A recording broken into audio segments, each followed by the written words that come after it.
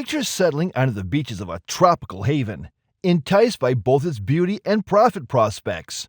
That was something that Columbus wrote when he first glimpsed Cuba, which he named the most beautiful land human eyes have ever seen.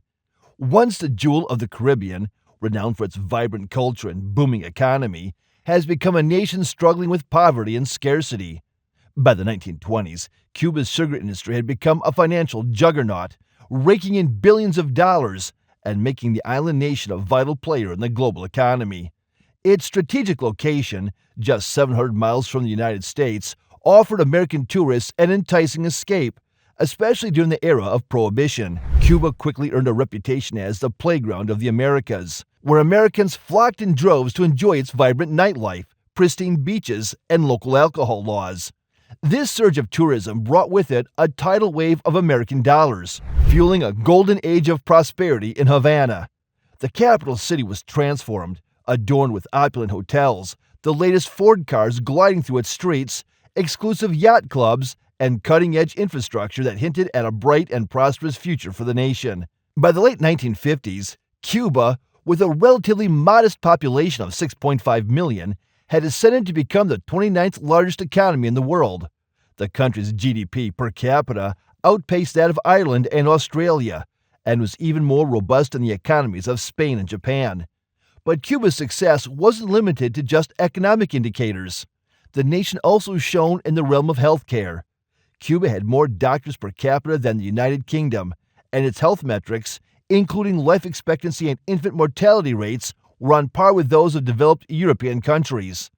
Cuba also placed a strong emphasis on education, boasting the 8th highest wages in the world and moving steadily towards becoming the most literate nation in Latin America. The country seemed to have everything going for it: a dynamic free market economy, an educated and healthy workforce, stunning natural landscapes that drew visitors from around the globe, fertile agricultural land that promised abundant harvests, and rich reserves of minerals and petroleum that could fuel further growth. All signs pointed to a future of sustained prosperity, where Cuba was poised to become a shining example of success in the region.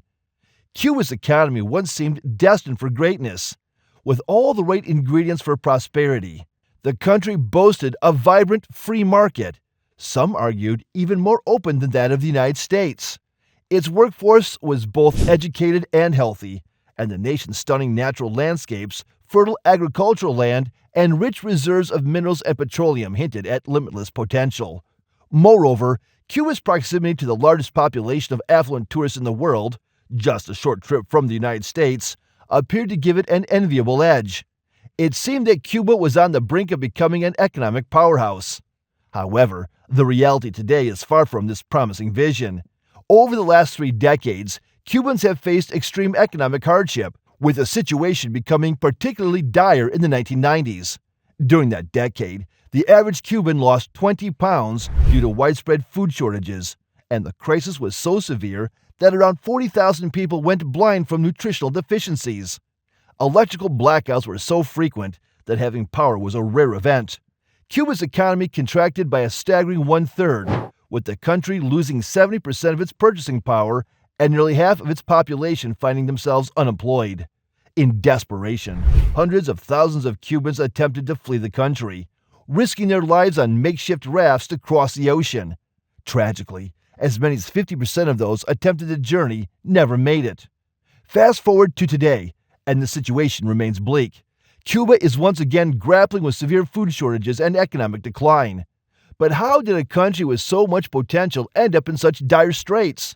What caused Cuba to fall from being a gateway to the New World, a tropical paradise, to the brink of starvation and economic collapse?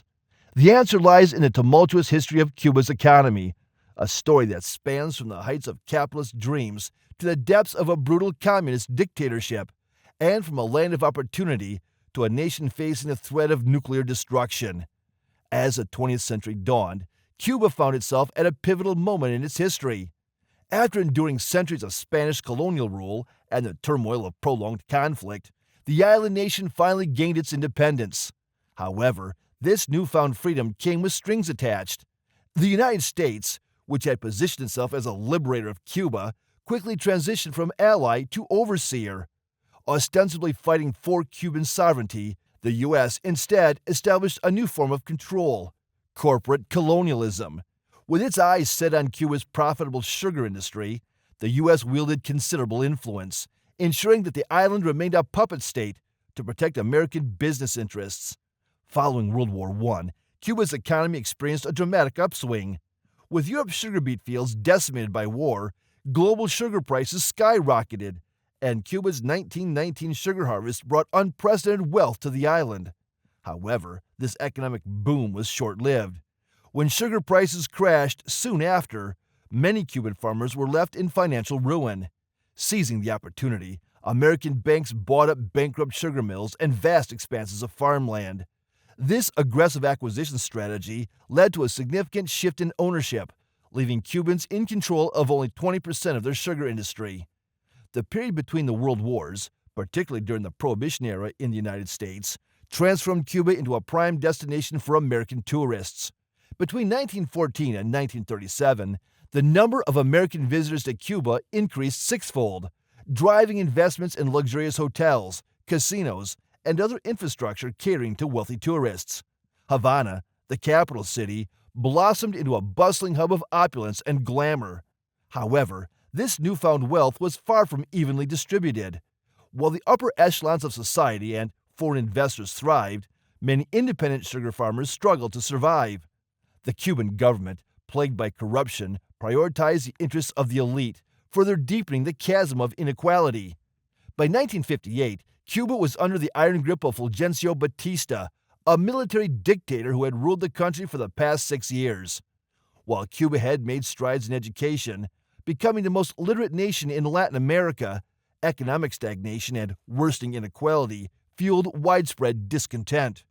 The Cuban people longed for a government that would prioritize their needs and free them from the yoke of corporate colonialism and military dictatorship. They were not, however, seeking a communist revolution.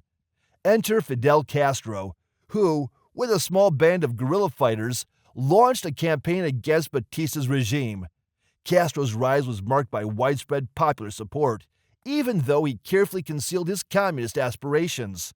His revolutionary coalition was largely composed of social democrats and anti-communists, and even the CIA's top expert on Latin America famously declared, "Castro is not only not a communist, he is a strong anti-communist fighter." Once in power, however, Castro's true intentions became clear. In just 9 months, he enacted sweeping reforms, introducing 1,500 new laws, decrees, and edicts. Wages were raised, rents were lowered, and utility rates were slashed. He also implemented long-awaited agrarian reforms, redistributing land to the workers and seizing larger estates for state-run farms. This move, however, also meant that American-owned assets were now under Cuban control. What truly enraged the United States was Castro's decision to forge a trade partnership with the Soviet Union, America's ideological rival. The Soviets agreed to purchase 20% of Cuba's sugar for the next 5 years, paying in cash, machinery, technical assistance, and 6 million barrels of oil. When American-owned refiners in Cuba, under pressure from Washington, refused to process Soviet oil, Castro swiftly nationalized them. The U.S. retaliated by cutting Cuba's sugar quota, a crucial element of the Cuban economy throughout the 20th century. In response, Castro seized all U.S.-owned assets on the island, including banks, hotels, and the remaining sugar enterprises. This escalation led to the severance of diplomatic relations between Cuba and the United States, with the latter embarking on decades of counter-Castro operations, including the infamous Bay of Pigs invasion and numerous failed assassination attempts. But the most devastating blow came in the form of a comprehensive trade embargo imposed by President John F. Kennedy, which effectively isolated Cuba from the Western world, a policy that remains in place to this day. This embargo forced Cuba into an even closer alliance with the Soviet Union, a relationship that culminated in the Cuban Missile Crisis, when the world teetered on the brink of nuclear war. When Castro eventually seized power, he wasted no time in implementing sweeping reforms. One of his first moves was to nationalize American-owned assets, a bold step that sent shockwaves through the U.S. government. Castro also forged a joint trade agreement with the Soviet Union, further escalating tensions with the United States. In response, the U.S. imposed a comprehensive embargo on Cuba, effectively isolating the nation from Western trade, a policy that continues to this day. Cuba's journey from a colony to a battleground for superpowers is a story of great ambition, deep-seated inequalities, and a relentless struggle for true independence. The island's history is marked by the rise and fall of dreams, both economic and political, as it continues to grapple with the legacies of its past. The aftermath of the revolution marked the beginning of over half a century of economic mismanagement and decline under the Castro regime. The new government, now a one-party communist dictatorship, took drastic measures to sever ties with Cuba's past. Churches, the country's largest employers, were shuttered, their assets confiscated, and clergy expelled. A nationwide campaign of nationalization brought every industry under state control, stifling private trade and foreign investment. Rationing of food and other essentials became the norm, and the Cuban economy was now entirely dependent on the government. Over the next decade, more than 1 million Cubans fled the country, joining the 200,000 who had already escaped in 1959.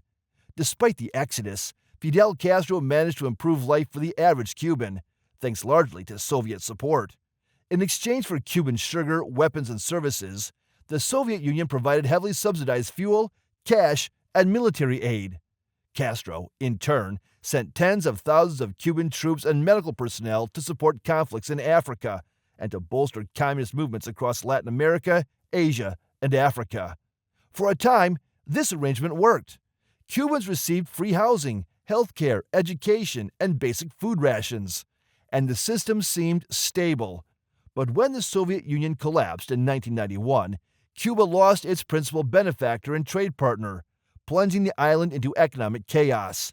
As communism crumbled around the world, so too did Cuba's economic future, leaving the nation struggling to find its footing in a rapidly changing global landscape. In 1991, the dissolution of the Soviet Union triggered a devastating economic crisis in Cuba, known as the Special Period.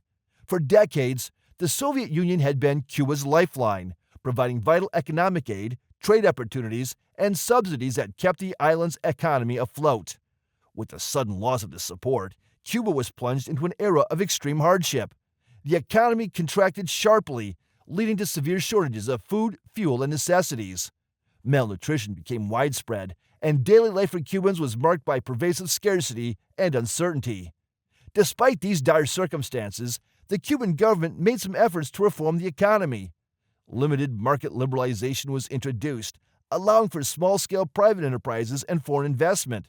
However, these changes were not enough to fully revive the economy, which continued to struggle under the weight of its past policies and the ongoing U.S. embargo. Cuba's transition to socialism, marked by widespread nationalization of industries and resources, set the nation on a path filled with economic obstacles. The government's decision to dismantle the market economy in favor of state control led to a cascade of issues: resource management, production bottlenecks, and a sharp drop in overall productivity. While this shift initially brought some notable successes, particularly in education and healthcare, the broader economy began to falter. The centralized system struggled to maintain efficiency, and the promise of prosperity under socialism started to fade, leaving Cuba increasingly reliant on external support, especially from the Soviet Union. In the 21st century, the Cuban government has cautiously begun to reform its economy, gradually introducing opportunities for private enterprise and inviting limited foreign investment. However, these changes have been implemented at a slow pace, and the extent of reform remains constrained, leaving much of the economy still tightly controlled by the state. Despite these economic challenges, the Cuban people continue to demonstrate remarkable resilience. The country maintains a high literacy rate and provides universal health care to all its citizens, achievements that stand as a testament to the nation's commitment to social welfare. However, these successes come at a steep economic price. The government's focus on social programs, while beneficial in many ways, often results in sacrificing potential economic growth, creating a constant tension between maintaining social equity and fostering economic development. Cuba's transition from a once thriving economy to one beset by poverty is a complex narrative woven from threads of political ideology, international relations, and the enduring strength of its people. As the world watches, the future of this island nation remains uncertain, but the resilience and spirit of its people continue to endure, offering hope amidst ongoing challenges.